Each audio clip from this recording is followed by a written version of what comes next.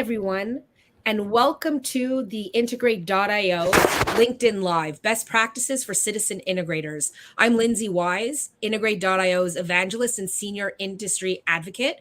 And today we're talking to our very own Citizen Integrator, customer success engineer, Nestor Marokin. Hi, Nestor. Thanks so much for being on with us. Of course. Thank you for the invite. So we have a lot to talk about today, but one of the things that I wanted to do first was kind of take a step back and talk about what it really means to be a citizen integrator. And then really you'll get all of the deep content from Nestor when we get into his experiences. So what is a citizen integrator? Basically, citizen integrators are business users who want to integrate applications and data faster without the help of an IT team. Because obviously data is more complex, there's more data, there's more business needs. And when we talk about concepts like data mesh or data fabric, or just decentralization of data and kind of business domains and the ability to leverage Salesforce data, et cetera, it's really important that business users and subject matter experts have the flexibility and the freedom to create their own data pipelines and really leverage data to the best of their ability and to really help drive business outcomes. Additionally, according to Gartner, integrators will rise to nearly 25%. And this is really important because a recent study by Dimensional Research said that 77% of IT respondents and 71% of business respondents actually said that IT solution requests remained unmet.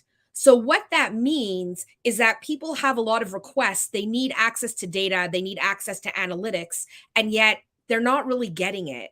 And so there's an issue of increasing risk, increasing data insecurity, potential challenges, a decrease in visibility into customer, into accounts receivables, into partner landscapes.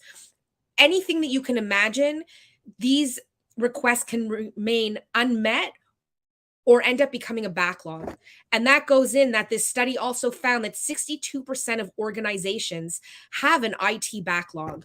So in order for organizations to really gain value out of their data, they now need citizen integrators. And that's why solutions such as Integrate.io's no code and low code data integration platform is so important because it allows citizen integrators to eliminate data integration workflow delays. And at the same time, they can leverage their business domain expertise and experience to create more effective data integrations. And that's pretty much what Nestor will be talking about today.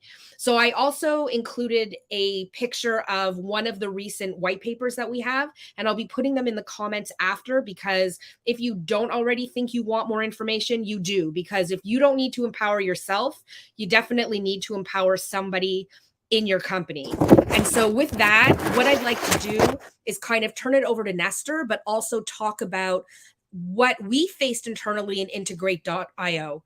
Basically, because Nestor's a part of the customer success team, and maybe I should take a step back and actually introduce him, which I didn't do properly before. Essentially, he's responsible for assisting new and existing customers maintain, generate, and troubleshoot their data pipelines so that they can ensure internal ecosystems operate to business needs and expectations.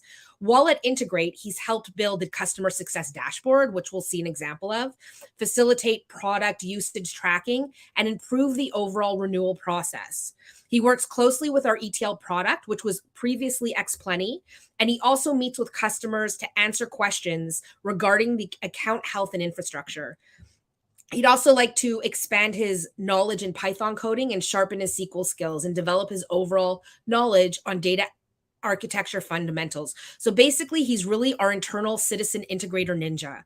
And with that, I'd like to pass it over and talk about Nestor specifically. How did you end up becoming a successful citizen integrator?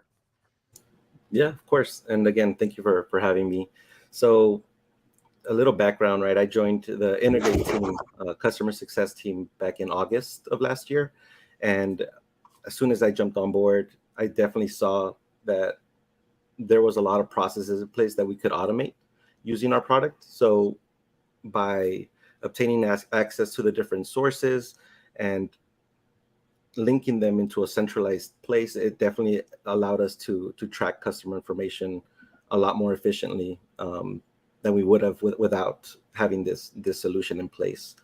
Um, I did have previous experience with Salesforce prior to coming here, so that definitely helped me have a vision of my expectations of what a dashboard should look like, um, from the top down, with different custom objects. So having the power to create these data pipelines with a low code solution, having limited code skills definitely helped bridge that gap. And as opposed to having something get stuck in a backlog, as you mentioned, right? It definitely helped me it empowered me to be able to look at the requirements, look at where the business needs were, and sort of connect the dots from there. So then what actually drove you to start using integrate.io specifically? And then within that, what were your successes? So definitely had to be familiar with the product, right? Given that I was part of Integrate.io, it's important to know it from the inside out, not only for my own knowledge and my own use case, but also it helps me better understand our product to help our customers, right, from a customer success standpoint. So once I started getting familiar with our platform, it definitely I saw that potential to use it for our own use case here, with our customer success team. And what I started doing at that point was gathering our data from various sources, um, and optimize them within Salesforce. So, in summary, right, what we're looking at here, I grabbed our subscriptions data from our billing API. I also integrated our usage data that we have for customers from our database, and then imported everything into our Salesforce custom objects that we created to track everything.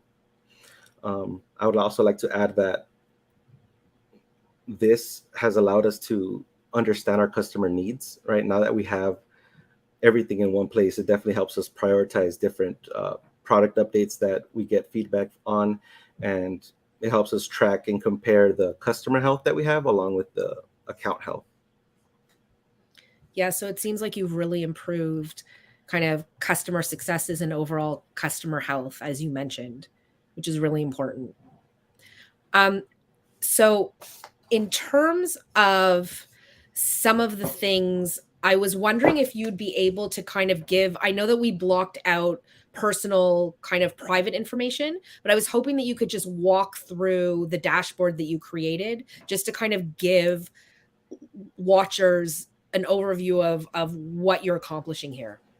Yeah, of course. So within Integrate, we definitely have different products that we offer, and so being able to have a holistic view of everything while separating it was important. The first two components that we have here are for tracking our renewals, both for our ETL tool that we have previously explained to you, as well as our Dream Factory or API management tool that we have. So this allows us to, as customer success, track our tasks and know who we need to follow up with next, to make sure that we're keeping that relationship with the customers going.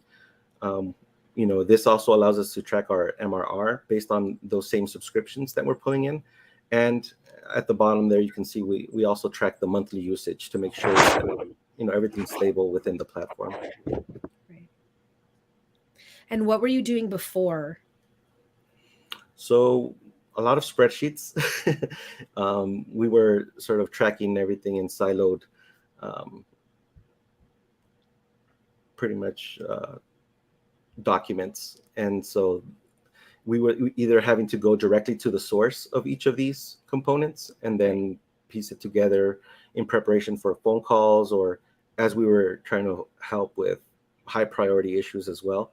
This helps us sort of have everything in one place and easily help someone as soon as they contact us. Yeah, definitely. So since you've kind of become, as I mentioned, our resident citizen integrator, I know that you have some kind of best practices and lessons learned. So I was hoping that you could educate us all on the best practices and suggestions for citizen integrators.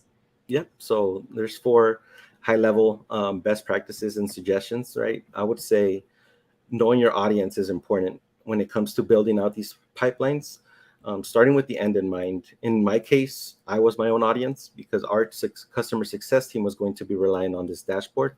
So envisioning our goal and sort of knowing what to expect out of it definitely helped us work backwards from those requirements and develop the solutions that way. So having a clear understanding of what information you're going to utilize is important from the beginning. That way you stay focused on those requirements. With that said, knowing your product is important from a business point of view as well. So understanding what those business needs are, um, filling the gaps wherever you see them, whether that's between the business side of things and the tech side of things. It helps us bridge that gap and ultimately bring that information to the forefront so that any decision makers can have the data required to make those data driven decisions. um, Broaden your knowledge and share the benefits. So I would say once you have an initial use case, and in my case, right, customer success, once you build out that first dashboard, everything's running as expected, it's good to explore additional projects and solutions that could benefit other parts of your organization, right? Whether that's getting with your data team, marketing, sales, customer success, or HR, right? It depends on what those requirements are. It's good to not only look at the quantity of data that you're getting in, but also the quality. So I would say that filtering through all of that quantity of data that you have and focusing on the quality of it will definitely give you a leg up when it comes to having an advantage over your competitors. And work smarter, not harder. I would say this is definitely a suggestion because we want to make sure that we can automate everything that we can. We want to control the controllables.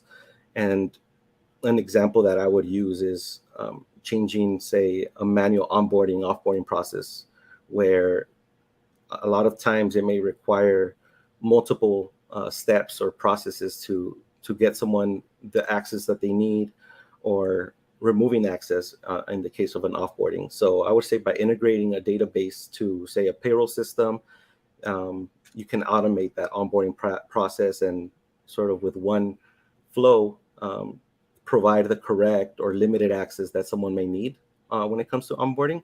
At the same time, as soon as someone's removed from a payroll system, it's good to be able to remove any type of software or even physical access to those ex-employees at that point. Right. Yeah, that makes perfect sense. And it also shows kind of the diversity that you can achieve by being a citizen integrator internally. And it's not just the sales or sales force, but it kind of encompasses more of how you work in general. And with that, I was also wondering if you could share some of the lessons learned. Yeah, of course. So the first one, I would say definitely do not confuse customer health with account health. Um, as we gathered data from our customers, many of them had no issues with our customer service, our customer support, but rather the reasons they would give us for, say, churning or canceling their subscriptions was more tied around their customer health. I'm sorry, their account health. So regarding how much they're using our product, who's maintaining it, changes in their team organizations where someone no longer maintains the pipelines. Right. Those are the type of conversations that we were having with customers that we saw had excellent customer health with us. So sort of honing in on that and making sure that we can get in front of those questions with our customers is definitely important. That was a big lesson that I got out of this. I would also say use your resources, right? Ask for help when you need it. As I was building this, I was new to the process, so leveraging the knowledge base that we have definitely helped me answer some questions. And if there was something I couldn't locate, we also have our chat support that's available 24/7. That was able to help me as well, as part of building out a lot of these processes in place. Lastly, data cleaning is time consuming. That's definitely another lessened as we were sort of looking at all the sources. We started seeing that there was a lot of either missing information or incorrect information that needed to be cleaned up. That way, it streamlined the full pipelines to make sure that from the source all the way to the destination, we had accurate information for future reporting and updates. All of this is really great. Thank you so much, Nestor, for joining us today on our LinkedIn Live and telling everybody about how you've been successful as a citizen integrator. Not only has it been really amazing to see how you've succeeded using our products internally, but I'm sure it will help a lot of other people as well as they start to build out their own data pipelines. I would like to say, please come visit our website if you're interested in becoming a citizen integrator, or if you have questions about how to leverage a no code, low code solution to actually build data pipelines in a more simplified way and gain more value quickly and quicken the development cycle and become more agile. So thank you again, Nestor. It was great having you today. And I'm looking forward to hearing more about how you make our company even greater. Thank you. Yeah, I definitely want to add also that by no means am I an expert when it comes to data management or coding, but this definitely helped me get to where we needed to in a timely manner. I also want to give a special thank you to some of my mentors that have helped me get to where I am right now. That would be Definitely. Incho Rivera and also Michelle Ravenot, who've definitely helped me in guiding me with the career development as I grow.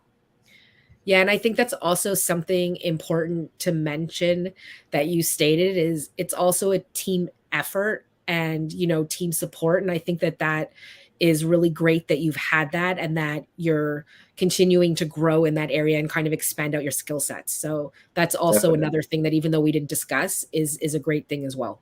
Yeah, definitely couldn't have done this alone. So I'm glad with all the mentorship that I've received along the way. Great. Thank you so much for joining us, and hopefully we will see you soon at our next live LinkedIn Live broadcast. Sounds good. Thank you for having me. Thanks for being here.